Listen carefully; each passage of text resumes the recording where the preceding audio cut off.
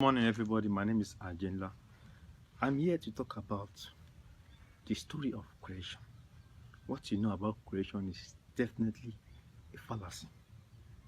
Men were not the first to be created, it was women. Women was the first to be created.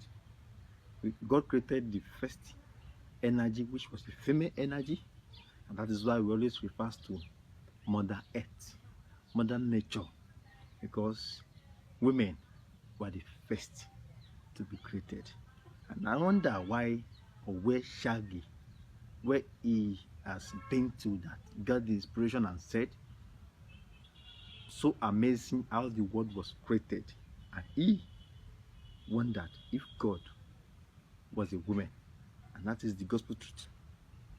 I cannot say whether God is a woman or not, but all I know is that God is in everything he has created. You can feel his presence in the air and in everything he has created. But right now, we're not really talking about God. What we are saying is that women were the first to be created by God. I am Ajenla. I love you all.